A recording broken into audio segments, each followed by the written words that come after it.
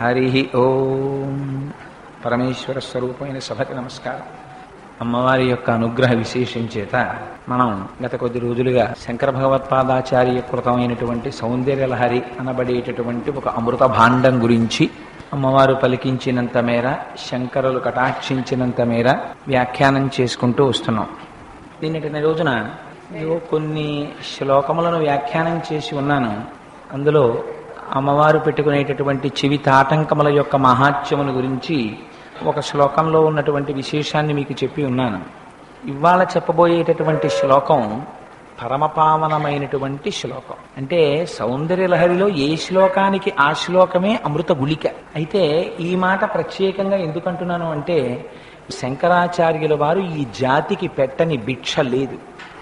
ఆయన మనకి ఎన్ని రకాలుగా అమ్మవారి కటాక్షాన్ని సిద్ధింపచెయ్యాలో అన్ని రకాలుగానూ అమ్మవారి కటాక్షాన్ని సిద్ధింపచెయ్యడం కోసమని ఆయన ప్రయత్నం చేశారు. అందుకోలేకపోతే అది మన దురదృష్టం తప్ప ఆచార్య పురుషులుగా శంకర భగవత్పాదుల యొక్క కృషిలో లోపం కాని మహాపురుషుడు ఆయన అహం బ్రహ్మాస్మి స్థాయికి దిగినటువంటి వారు జ్ఞానము చేత సర్వకాలములయందు పరమాత్మతో రమించగలిగినటువంటి స్థితిలో ఉన్న మహాపురుషుడు, తనని తాను పరమాత్మగా అనుభూతి చెంది ఆ జ్ఞానస్థాయిలో ఉండగలిగినటువంటి సద్గురువు వారు మన కోసమని భక్తి స్థాయిలోకి వచ్చి మనం ఎలా అమ్మవారిని ఉపాసన చేసి అమ్మ గురించి 4 మాటలు చెప్పి శ్లోకాలు చెప్పి ప్రార్థన చేసి అమ్మ పాదములు పట్టి ఆవిడ అనుగ్రహాన్ని పొంది అనేక రకములైన ప్రయోజనములను సిద్ధింపచేసుకోవచ్చో, ఎలా జ్ఞానాన్ని పొందొచ్చో, ఎలా ఐశ్వర్యాన్ని పొందొచ్చో, ఎలా ఐదోతనాన్ని పొందొచ్చో, ఎలా భక్తిని పొందొచ్చో, ఎలా జ్ఞానాన్ని పొందొచ్చో, ఈ విషయాలన్నీ శంకరులు అనేక శ్లోకాలలో చెప్తూనే ఉన్నారు.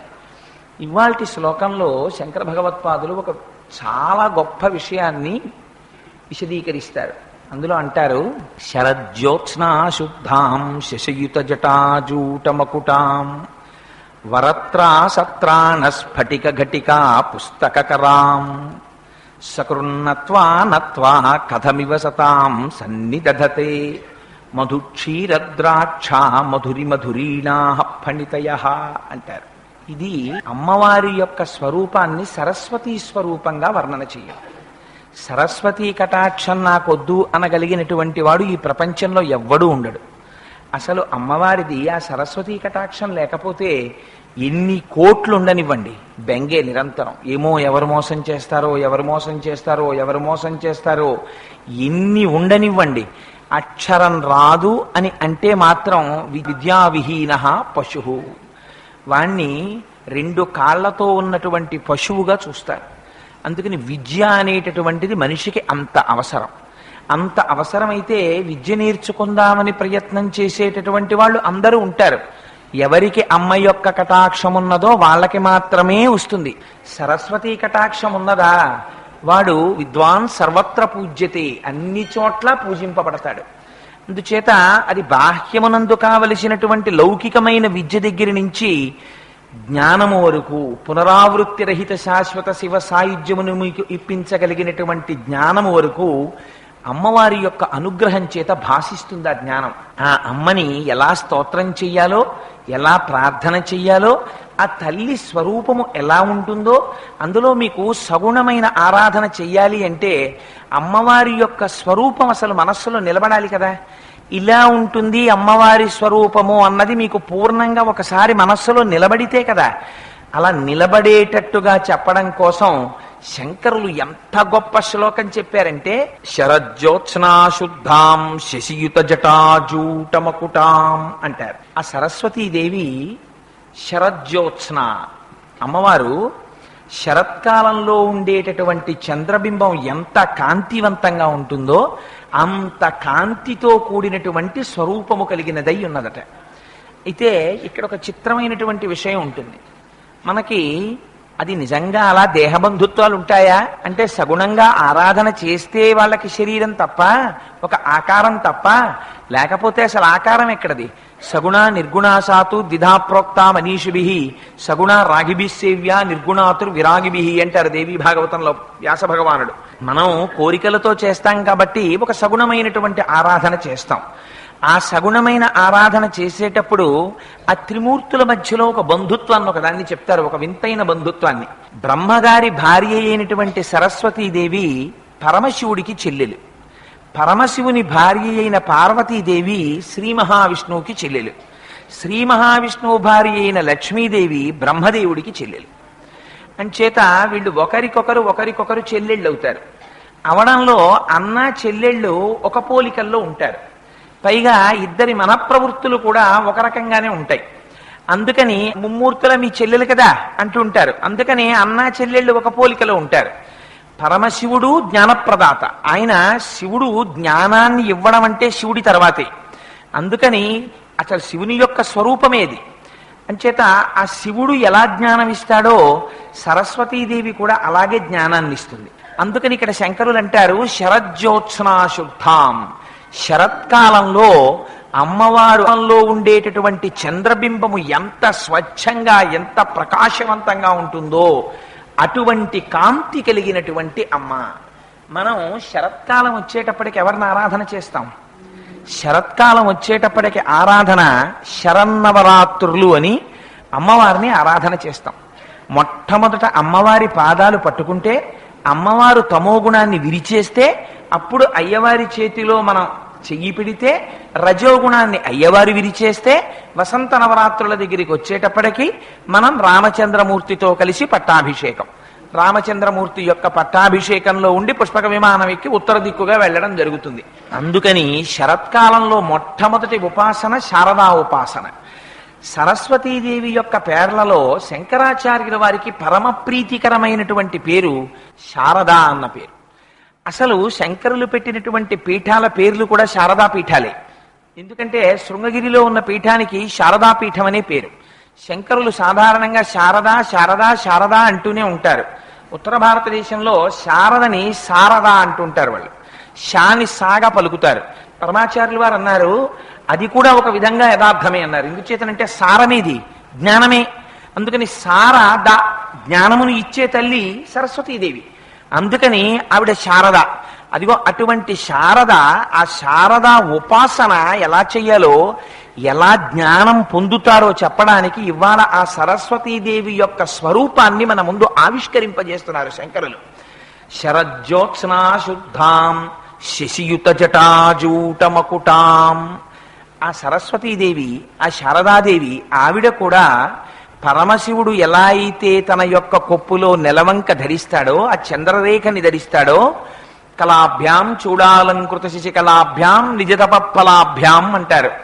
ఆయన ఆ చంద్రరేఖని ధరించి ఉండడం చేత అమృతత్వాన్ని ఇవ్వగలిగినటువంటి వాడు, సమస్త జ్ఞానాన్ని ఇవ్వగలిగినటువంటి వాడు, సాక్షాత్తుగా పరతత్వమై నిలబడినటువంటి వాడు, కాలమునకు అతీతమైనటువంటి స్వరూపమును పొందినవాడు.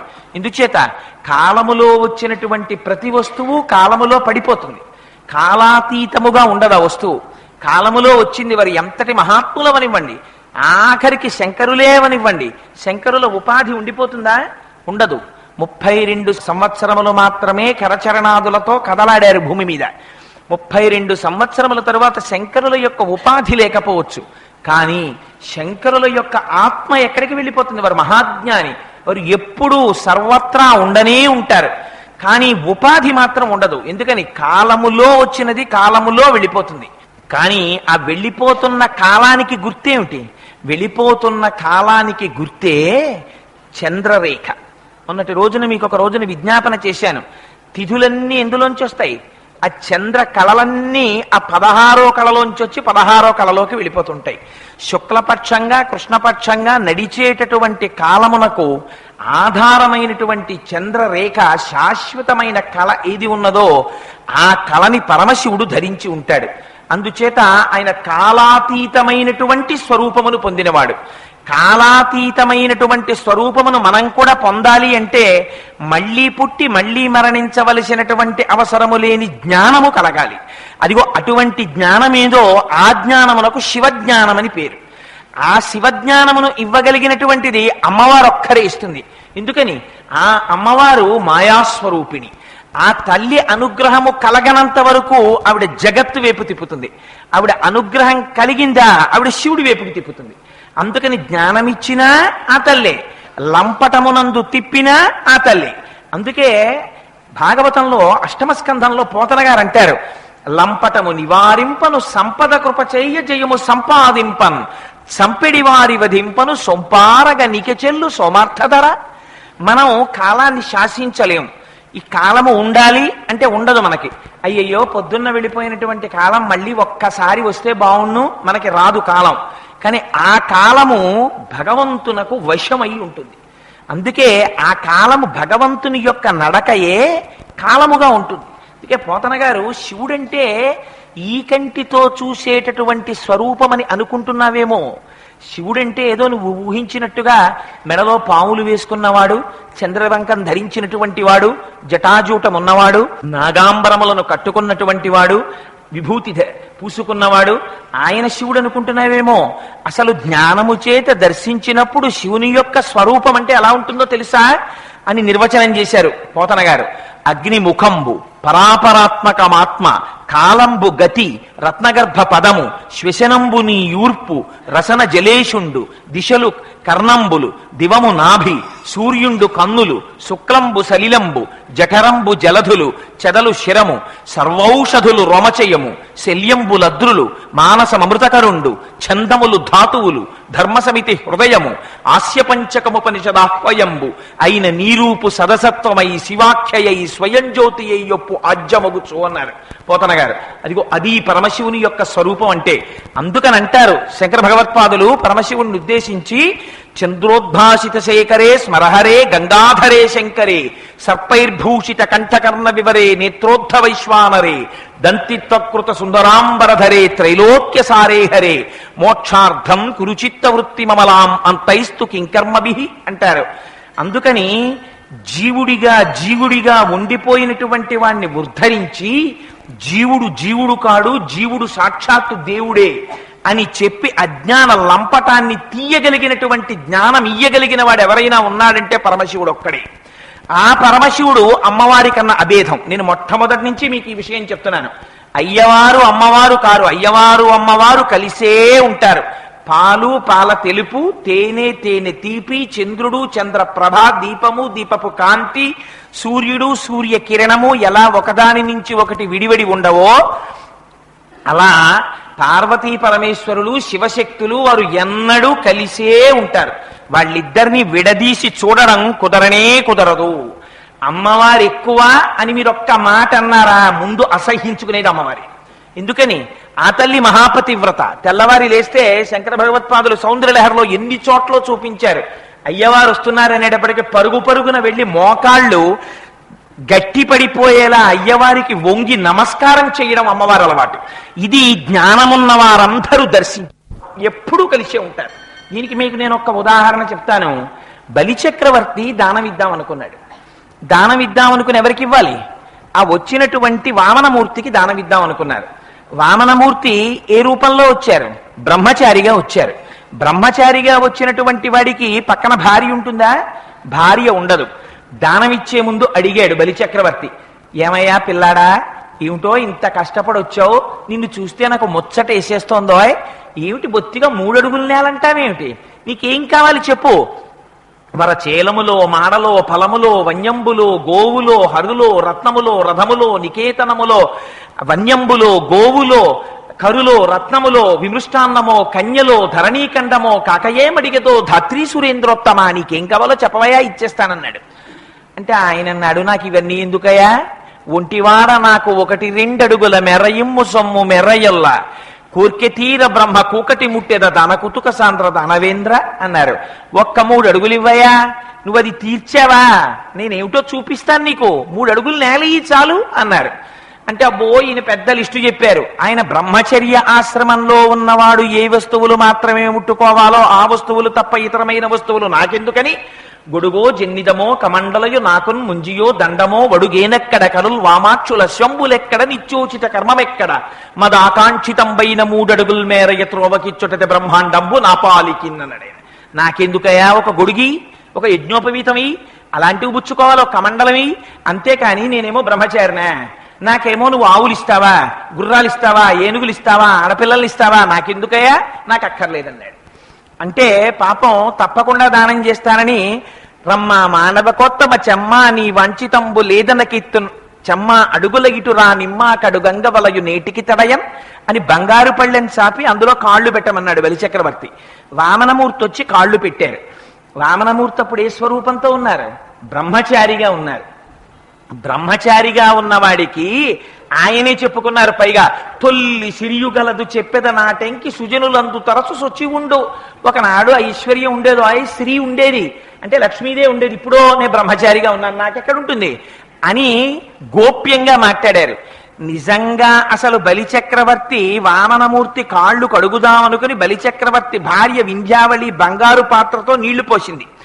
కడుగుదామని బలిచక్రవర్తి వామనమూర్తి యొక్క పాదముల మీద చెయ్యి పెడదామని ఇలా చూశారంతే.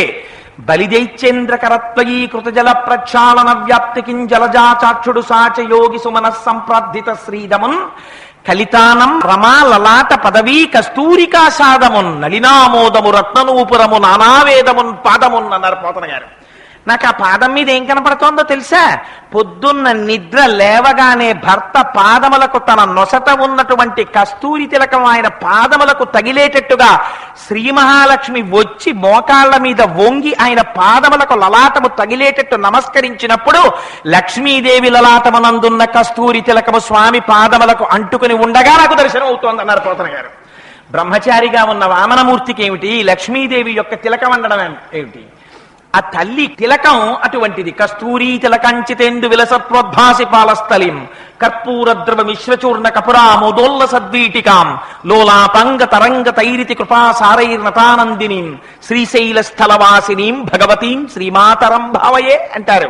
ఆ తల్లి ఎన్నడూ కస్తూరి తిలకం పెట్టుకుని ఉంటుంది. ఆ తిలకం అయ్యవారి పాదాల మీద కనపడింది. అందుచేత అమ్మవారు అయ్యవారు అసలు విడివడి ఉండడం అన్నది ఉంటుంది ఆ ప్రపంచంలో? ఎప్పుడూ ఉండదు. నేను ఇద్దరు ఎన్నడూ కలిసే ఉంటారు. వాళ్ళు విడివడి ఉంటారు అన్న ఊహ, వారికన్నా వీరెక్కువ వీరికన్నా వారెక్కువ అన్న ఊహ అజ్ఞానజనితమైనటువంటి ఊహ. అసలు నిజానికి వారిద్దరూ ఎప్పుడూ ఎన్నడూ ఒకరికన్నా ఒకరు ఎక్కువ కారు, ఒకరికన్నా ఒకరు తక్కువ కారు. జగద్గురువులైన శంకరులు అన్నారు ఈ మాట.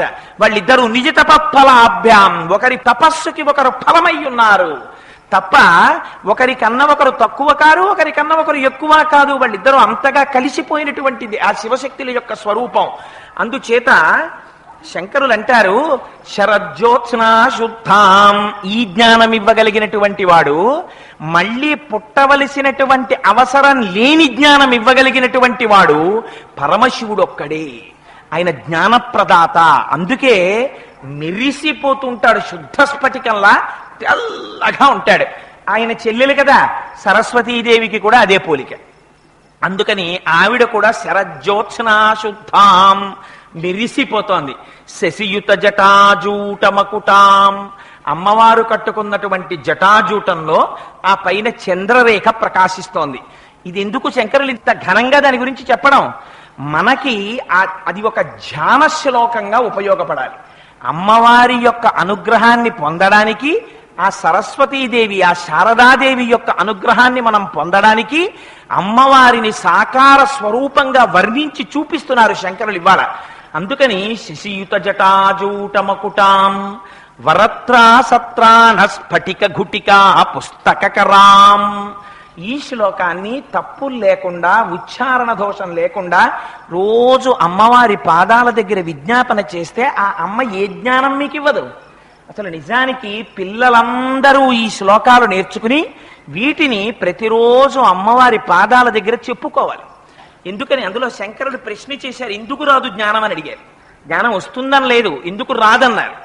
అందుకని ఎంత గొప్పగా మాట్లాడారంటే వరత్రా సత్రాణ స్ఫటిక ఘుటికా పుస్తకరాం. ఆ అమ్మ ఒక చేత్తో వరదముద్ర పట్టిందిట, ఒక చేత్తో అభయముద్ర పట్టిందిట. ఇది లలితాపరాభట్టారిక స్వరూపంలో అమ్మవారు వరదముద్ర అభయముద్ర పట్టదు. అందుకే మిగిలినటువంటి దేవతా స్వరూపాలు ఏవైనా వరదముద్ర అభయముద్ర పట్టచ్చు. వరదముద్ర అంటే ఇలాగా, అభయముద్ర అంటే ఇలాగా పడుతుంటాయి, ఇలాగా ఇలాగా.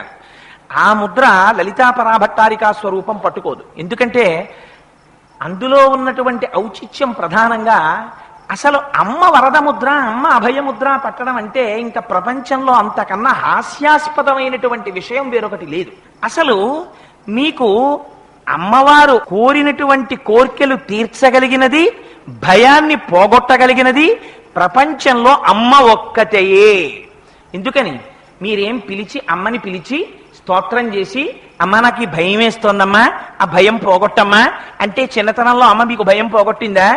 అసలు మీకు నోట మాట మాట్లాడడం చేత కానటువంటి రోజులలో మీకు నిద్దట్లో ఉండగా ఎందుకు ఉలిక్కి పడ్డారో కూడా చెప్పలేరు. అసలు ఎందుకు చంటి పిల్లవాడు ఉలిక్కి పడ్డాడో తల్లికి కూడా తెలియదు. అలాంటిది పిల్లవాడు ఉలిక్కి పడతాడు. ఉలిక్కి పడగానే అమ్మ గభాలొక్కసారి వీపు మీద చెయ్యేసి ఆ పిల్లాన్ని జోకొడుతుంది. ఏమి తెలుసో తెలియదు, మరి ప్రపంచంలో ఉన్నటువంటి సృష్టి రహస్యం ఏమిటో. అమ్మ చెయ్యి పిల్లవాడికి తగిలిందా ఇంత భయమూ పోతుంది వాడికి. మీరు చూడండి, పిల్లలు గుక్క పట్టేస్తుంటారు, వాళ్ళకి మళ్ళీ ఊపిరి కూడా తీయలేనంతగా గుక్క పడతారు. అమ్మ గభాలన పిల్లాన్ని అందుకుని గుండెలకి హత్తుకుంటుంది. హత్తుకోగానే వాళ్ళు ఏం ధైర్యం వస్తుందో తెలియదు. నల్లపడిపోయిన పిల్లాడు మళ్ళీ ఒక్కసారి ఊపిరి తీస్తాడు. అమ్మ, ఒరే నాన్న, నీకేదైనా భయం వేసినప్పుడు నన్ను తలుచుకో, నేను నీ భయం తీరుస్తాను అని అమ్మ ఏమైనా చెప్పిందా? అలా చెప్తే అర్థమయ్యే వయస్సా? అది అమ్మ చెప్పదు. నిజంగా అమ్మ అలా చెప్పిన నాడు అంతకన్నా అసహ్యకరమైన విషయం ప్రపంచంలో ఇంకోటి లేదు. నిర్భయమైనటువంటి పరిస్థితి అన్నది ప్రపంచంలో ఎక్కడైనా ఉంటే ఒక్క అమ్మ దగ్గర మాత్రమే. ఇంకా ప్రపంచంలో మిగిలిన ఎక్కడైనా ఎప్పుడైనా భయం అనేటటువంటిది ఏర్పడవచ్చు. జ్ఞాపకం పెట్టుకోండి, ఒక్క అమ్మ దగ్గర మాత్రం భయం అన్నది ఉండనే ఉండదు. లౌకికమైన అమ్మ దగ్గర నుంచి జగన్మాత అయినటువంటి పరాశక్తి వరకు అమ్మ పాదముల దగ్గర కూర్చున్న వాడికి భయం అన్న ప్రశ్న లేదు. అమ్మ పొదివి పట్టి కాపాడుకుంటుంది తన బిడ్డల్ని. ఎందుకని మొన్నటి రోజున చెప్పాను, దృశాద్రాఘీయస్యాదరదలిత నీలోత్పల రుచ. ఆ తల్లి కన్నుల నిండా కారుణ్యం తప్ప వేరొకటి ఎరగనటువంటి తల్లి. అందుకని అమ్మ తప్ప ఎవరు మనకి కోరికల్ని తీరుస్తారు, ఎవరు మన భయాన్ని తీరుస్తారు? అందుకని లలితా స్వరూపం వరదముద్ర అభయముద్ర పట్టదు. కానీ సరస్వతీ స్వరూపంగా, శారదా స్వరూపంగా అమ్మవారు వరదముద్ర అభయముద్ర పడుతుంది. ఈ తేడా మనకి శంకరులు తెలియచేస్తున్నారు. ఎందుకు వచ్చింది తేడా చెప్పండి. మీకు అమ్మ స్వరూపంగా కాపాడడంలో, అమ్మ స్వరూపంగా కోరికలు తీర్చడంలో అమ్మ ముద్ర పట్టక్కర్లేదు. కానీ మీరు అడుగుతున్న జ్ఞానం లౌకికమైనటువంటి జ్ఞానము దగ్గర నుంచి మళ్లీ పుట్టవలసినటువంటి అవసరం లేనటువంటి మోక్ష సామ్రాజ్యాన్ని పొందడానికి కావలసిన జ్ఞానం వరకు మీరు అడుగుతున్నారు. ఈ జ్ఞానం మీరు ప్రార్థన చేస్తే మాత్రమే లభిస్తుంది. భక్తిని గుండెల నిండా నింపుకుని, ఇది తెలుసున్నవారు కాబట్టే అంత జ్ఞాని అయినా శంకరులు భక్తికి అంత పెద్ద పీట వేశారు.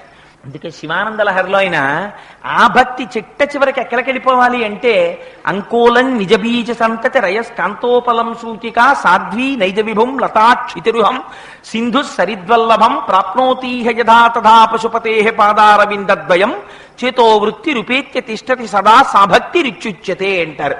ఆ భక్తి చిట్ట చివరికి నది సముద్రంలో కలిసిపోయినట్టు భగవంతుడిలో మనం కలిసిపోయేటట్టుగా జ్ఞానం ఇవ్వగలగాలి. ఆ జ్ఞానం ఎప్పుడు కలగాలి? ఇక్కడుండగానే కలగాలి. అందుకని ఇది ఋతుమంతం. ఇందులో ఉండగానే కలగాలి. ఇందులో ఉండగా కలిగితే ఏమవుతుంది? మీకు జ్ఞానం వచ్చిందనుకోండి, లోపల ఉన్నటువంటి ఆత్మ నేను అన్న జ్ఞానం వచ్చేసి వాడు ఆ జ్ఞానంలో నిలబడిపోయాడు అనుకోండి, ఇంక ఈ శరీరం గురించి వాడికి ఏం బెంగ ఉండదు. ఈ శరీరాన్ని తృణప్రాయంగా తీసి పారేస్తాడు. ఎందుకని అది నేను కాదు. నేను కాని వస్తువుకి ఎంత ప్రమాదం రానివ్వండి, వెడుతుండగా ఈ కండువ గబాలన ఏ బండి చక్రంలోనో పడిపోయింది అనుకోండి, అయ్యో కండువా పడిపోయిందంటాను వదిలేస్తాను. అంతేకాని అయ్యో కండువా పడిపోయింది అని ఒక నెలలాళ్ళు ఏమైనా నేను ఏడుస్తూ కూర్చుంటానా? నేనేం కూర్చోను. అలా అందుకే భగవాన్ రమణులు ఒక మాట చెప్తుండేవారు. ఎంత గొప్ప మాట చెప్పేవారంటే, వారు ఈ దేహములో ఉండాలి, జ్ఞానమును పొందాలి, పొంది ఇది నేను కాదన్న ధైర్యము ఏర్పడాలి మనుష్య జన్మలో. అది ఏర్పడడానికి ఇదే ఆధారం అయి ఉండాలి. ఏమండి ఇది నేను కాదు కదా, లోపల ఆత్మ నేను కదా అని చెప్పి దీన్ని వదిలేస్తానని చెప్పి కృతకంగా మాట్లాడకూడదు. మీరు భోజనం చేస్తారు, విస్తరి దేనికి తెచ్చుకుంటారు? విస్తరి ప్రయోజనం ఏమిటి? చిట్ట చివర పెంట కుప్పలో పారేయడానికే విస్తరి తెచ్చుకుంటారు. అంతే తప్ప విస్తరి ఎవడైనా బీరువాలో పెట్టుకోవడానికి తెచ్చుకుంటాడు ఏంటి? విస్తరి ఎప్పుడైనా పెంట కుప్ప మీదకే వెళ్ళాలి. కానీ విస్తరి తెస్తూనే అయ్యో చిట్ట చివరి ఇది పెంట కుప్పలోకే కదండి పోవలసింది అని విస్తరులన్నీ తీసుకెళ్లి మళ్ళీ పెంట కుప్పలో పారేస్తారా? పారేయరు. ముందు విస్తరాకేసుకోవాలి, నీళ్లు జల్లుకోవాలి, విస్తరి కడుక్కోవాలి, భోజనం పెట్టుకోవాలి, అందులో భోజనం చెయ్యాలి, ఉత్తరాపోసనం పట్టాలి, అప్పుడు ఆ విస్తరి మడిచి తీసుకెళ్లి పెంట కుప్ప మీద పారేయాలి. ఈ శరీరములో తానుండాలి, గురువులను సేవించాలి, జ్ఞానమును పొందాలి, ఈ శరీరము కన్నా భిన్నమైనటువంటి ఆత్మ తానని తెలుసుకోవాలి, దాని యందు నిలబడాలి, అందులో రమించాలి. అప్పుడు తృణప్రాయంగా శరీరము తనంత తాను పడిపోతున్నప్పుడు తను సాక్షిగా నిలబడాలి, తాదాత్మ్యత లేకుండా. ఈ జ్ఞానం ఎవరిస్తారు? ఈ జ్ఞానం మీకు ఎవ్వరు ఇవ్వరు. మీరు ఎంత ట్యూషన్ ఫీజు కట్టండి, ఎన్ని టర్మ్ ఫీజులు కట్టండి, గురువు కూర్చుని మీకు చెప్తాడేమో కానీ ఈ జ్ఞానము లోపలికి వెళ్ళి నిలబడడం అనేటటువంటిది మాత్రం అమ్మవారి అనుగ్రహం ఉంటేనే జరుగుతుంది. ఆ అనుగ్రహాన్ని మన యందు ప్రసరింప చెయ్యడం కోసమని ఇవాళ శంకరులు ఎంత గొప్ప మాట చెప్తున్నారంటే, ఇదిగో ఈ భయానికి కారణమేమిటి? ఇది నేను అన్న భావన. ఈ భయాన్ని పోగొట్టి లోపల ఉన్నటువంటి ఆత్మ నేను అన్న జ్ఞానాన్ని పొందేటట్టు చెయ్యడమే వరప్రదానం చెయ్యడం. అందుకని వరత్రాసత్రాణ స్ఫటిక ఘుటికా పుస్తకరాం, 2 చేతులతో వరదముద్ర అభయముద్ర పట్టిందమ్మ, వేరొక 2 చేతులతో ఒక దాంతో స్ఫటికమాల పట్టుకుందిట, ఒక దాంతో పుస్తకం పట్టుకుందిట. స్ఫటికమాల దేనికి సూచిస్తుంది? అది అక్షమాల. చంద్రశేఖర పరమాచార్యులు వారు ఒకసారి కంచిలో మాట్లాడుతూ ఈ శ్లోకం గురించి మాట్లాడుతూ ఈ అక్షమాల గురించి పరమాద్భుతమైన వ్యాఖ్యానం ఒకటి చేశారు. ఆయన అన్నారు, అక్షమాలలో 51 అక్షరాలు ఉంటాయి, అదే అక్షమాలలో 51 పూసలుంటాయి. ఈ అక్షమాలకి అక్షరమాలకి తేడా లేదు అన్నారు. అక్షరాలు ఎన్ని ఉంటాయి? ఆనింటి ఛా వరకు 51 అక్షరాలు ఉంటాయి. ఈ అక్షరాల్ని ఆధారం చేసుకునే సమస్తమైన శబ్దములు పుడతాయి. ఆ శబ్దములలో ఏముంటుంది? అర్థం ఉంటుంది. శబ్దము అర్థము కలిసి ఏం చెయ్యాలి? అజ్ఞానాన్ని నివృత్తి చెయ్యాలి. ఈ శబ్దము ఎన్ని రూపాలుగా బయటకు వస్తుంది? పరా, పశ్యంతి, మధ్యమ, వైఖరి అనబడేటటువంటి 4 రూపాలతో పైకొస్తుంది. ఈ 4 రూపాలు ఎవరు? అమ్మవారి రూపాలుగానే ఉంటాయి. అమ్మవారి అనుగ్రహం శబ్దరూపంగా వచ్చి ప్రయోజనం కల్పించడం అంటే ఏమిటో తెలుసా అండి? ఒక శంకరాచార్యులు వారు కూర్చున్నారు, ఒక శంకరులు మాటలు చెప్తుంటే ఆ మాటలు మీ కంటికి కనపడతాయా? అవి మీరేమైనా మూట కట్టుకుని జేబులో వేసుకుని పట్టుకెళ్ళగలరా? పట్టుకెళ్ళలేరు. తన మనస్సులో కలిగినటువంటి ఆలోచన మూలాధార చక్రం దగ్గర నుంచి వాయువై బయలుదేరి పైకొస్తుంటే ఒక్కొక్క చక్రాన్ని దాటి వస్తున్నప్పుడు చిట్ట చివర నాలుక ఎక్కడెక్కడ నొక్కాలో అక్కడక్కడ నొక్కితే సొట్టలు పడినటువంటి వర్ణములుగా తయారై ఆ వర్ణములు పైకొస్తుంటే ఆ అక్షరములన్నీ పదములుగా మారితే ఆ పదములు వాక్యములైతే ఆ వాక్యములలో నేను మీకు ఏం చెప్దామనుకుంటున్నానో ఆ భావన వాక్యముల చేత నా నోటి వెంట బయటికొస్తే అవి కనపడకుండా ఆకాశ గుణాత్మకం కాబట్టి శబ్దం ఆకాశంలో ప్రయాణించి మీ చెవులలోంచి లోపలికి వెళ్ళి మీ మనస్సుని స్పందింపచేసి నాలో ఉన్న భావం మీలో ఉన్న భావంగా మారిపోవాలి. ఇలా మారిపోయేటట్టు చెయ్యడం నేను అనుభవించిన దానిని మీ చేత అనుభవింపచేస్తుంది. ఇది ఎవరు చెయ్యగలరు? అమ్మవారే చేస్తుంది. ఎలా చేస్తుంది? పరా, పశ్యంతి, మధ్యమ, వైఖరి అనేటటువంటి 4 వాక్కుల యొక్క స్వరూపంగా అమ్మవారు చేస్తుంది. ఈ వాక్కుకు ఆధారం ఏమిటి? అక్షరములు ఆధారం. ఆ అక్షరములు ఎక్కడుంటాయి? ఆ నుంచి ఛా వరకు ఉంటాయి. ఈ ఆ నుంచి ఛా వరకు ఉన్న అక్షరములే మారి మారి మారి మారి ఆ పక్కకి ఊ వస్తే ఆ ఊ, ఈ పక్కకి ఇల్లు వస్తే ఇల్లు, ఆ అక్షరాలే అటు ఇటు మారుతుంటాయి. మారితే ఏమవుతుంది? ప్రపంచంలో ఉన్నటువంటి సమస్త వాంగ్మయము ఈ అక్షరాల్లోంచే రావాలి. కాబట్టి ఇప్పుడు వాంగ్మయం అంతా ఎవరి అనుగ్రహంగా రావాలి? ఎవరి గురించి చెప్పాలి? అమ్మవారి గురించే చెప్పాలి. అమ్మవారి యొక్క అనుగ్రహాన్నే ప్రసరింప చెయ్యాలి. అందుకనే అమ్మా పటిక గుటిక, అదిగో నువ్వు చేతిలో ఆ జపమాలని పట్టుకున్నావు. రెండో అర్థం ఏమిటి? చేతిలో మీరు స్ఫటికమాల ఎప్పుడు పట్టుకుంటారు? జపం చెయ్యడానికి పట్టుకుంటారు. జపం ఏం చేస్తారు? జపం అంటే మీరు ఒక మంత్రాన్ని ఉపదేశం పొంది ఆ ఉపదేశం పొందినటువంటి మంత్రాన్ని లోపల ఓహో తిప్పుతూ ఉంటారు. మననాత్ త్రాయితే ఇది మంత్ర, దాన్ని మననం చేస్తుంటే మీకు రక్షణ వస్తుంది అందులోంచి. అందుకని ఎన్ని మాటలు తిరుగుతోందో చూసుకోవడానికి ఆ జపమాలను అలా తిప్పుతూ ఉంటారు. ఇప్పుడు మీరు ఒక్క విషయం జ్ఞాపకం పెట్టుకోండి, మీరు చేసినటువంటి జపము తనంత తానుగా మిమ్మల్ని రక్షిస్తుందా, అయితే తిరిగినటువంటి జపమాల మిమ్మల్ని రక్షిస్తుందా? జపమాల ఏమైనా రక్షిస్తుందా? ఏమీ రక్షించదు. పోనీ నేను చేశాను అనుకుంటున్నటువంటి జపం మిమ్మల్ని రక్షిస్తుందా? రక్షించదు. ఏది రక్షిస్తుంది? మీరు చేసినటువంటి జపము చేత ప్రీతి పొందిన అమ్మవారు మిమ్మల్ని రక్షిస్తుంది. అందుకని ఇప్పుడు చేతిలో ఉన్నటువంటి స్ఫటిక గుటిక ఏ జపం చేస్తున్నావో, ఏ తపస్సు చేస్తున్నావో దానికి ఫలితమును ఇవ్వగలిగినటువంటి స్వరూపం ఎవరు? ఆవిడే. ఆవిడ ఎప్పుడు ఇస్తుంది? ఆవిడ ప్రీతి చెందిన నాడు. ఆవిడ ప్రీతి ఎప్పుడు చెందుతుంది? ఇక్కడ ఎంత తిప్పినా ఆవిడ ప్రీతి చెందదు.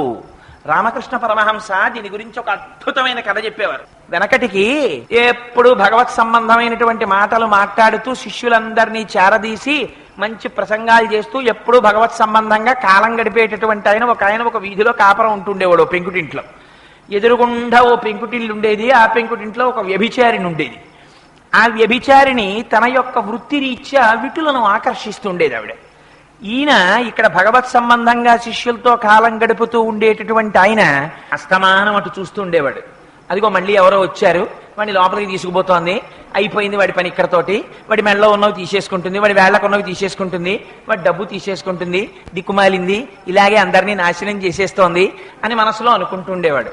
ఆవిడ నా దౌర్భాగ్యం కొద్దీ నా శరీరాన్ని ఇలా పణంగా పెట్టి పడుపు కూడు తింటున్నాను, ఆ ఎదురింట్లో మహానుభావుడు హాయిగా శిష్యులతో ఎప్పుడూ భాగవతం చెప్తూ అనుష్ఠానం చేసుకుంటూ సంధ్యావందనం చేసుకుంటూ ఆ ప్రవచనాలు చేసుకుంటూ ఆయన ప్రశాంతంగా ఆయన బతుకుతున్నాడు అని ఈవిడ అనుకుంటూ ఉండేది. ఇద్దరూ శరీరాలు విడిచిపెట్టారు. యమభటులు ఈయన కోసం వచ్చారు, దేవదూతలు ఆవిడ కోసం వచ్చారు.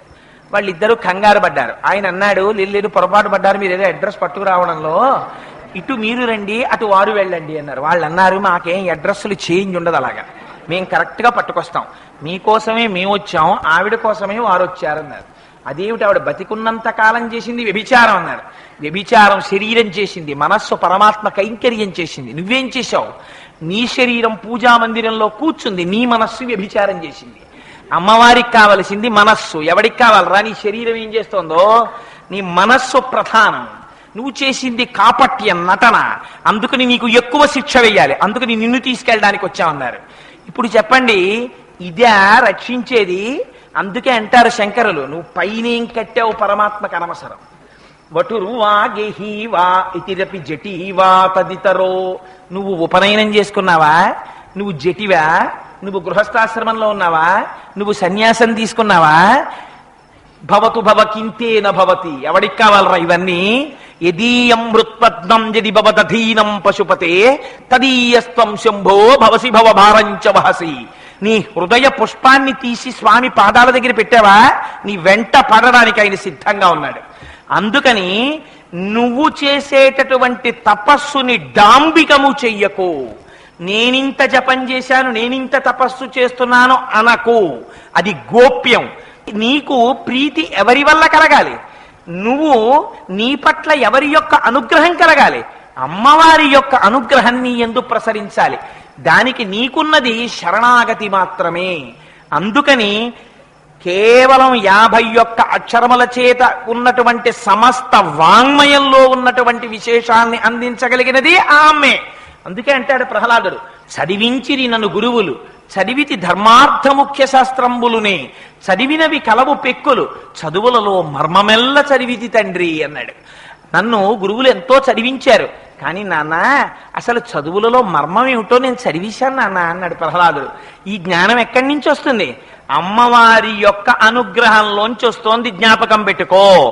లౌకికమైనటువంటి విద్య దగ్గర నుంచి అపారమైనటువంటి మేధస్సు వరకు అమ్మ అనుగ్రహము ఉంటేనే ఉంటుంది. జ్ఞాపకం పెట్టుకోండి.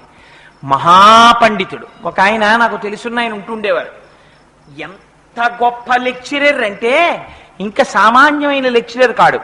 ఆయన దగ్గర ట్యూషన్ చదువుకోవడం కోసమని తెల్లవారి లేచిన దగ్గర నుంచి కొన్ని వందల మంది రికమెండేషన్లు చేయించుకుని బ్యాచ్లు ఉండేవి. ఆయన దగ్గర ట్యూషన్ చదువుకోవడమే ఒక స్టేటస్ సింబల్. అలాంటి లెక్చరర్.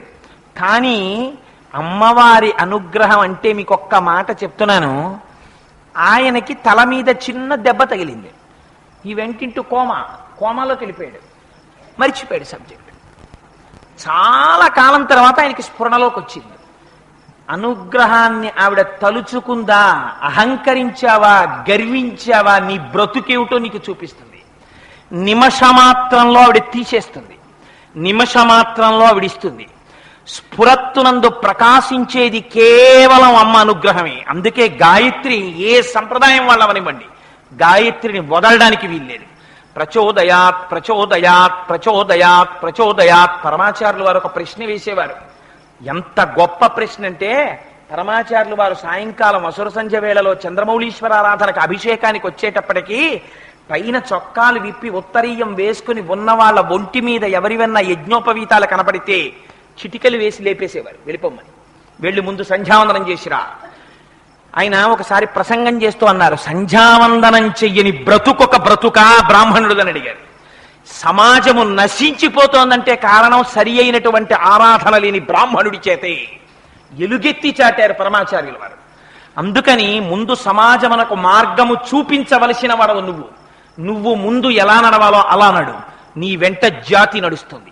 నువ్వు భ్రష్టుడవయ్యావా, జాతి భ్రష్టు పడుతుంది. అందుకని can we dare to leave సంధ్యావందన, వదిలిపెట్టేయగలవా నువ్వు అని ఒకసారి ప్రశ్న వేశారు ఆయన కంచిలో మాట్లాడుతూ. అందుకని అది అమ్మవారి శక్తి అంటే. ఒంటి మీద యజ్ఞోపవీతం ఉన్నవాడు సంధ్యావందనం చేసి తీరాలి. సంధ్యావందనం పెద్ద విజయం కాదు, చాలా తేలిక. కానీ అందులోంచే అపారమైన శక్తి, జాతికి హితము కూడా సంధ్యావందనంలోంచే వస్తుంది. అందుచేత వరత్రా సత్రాన స్ఫటిక ఘుటికా పుస్తకరాం.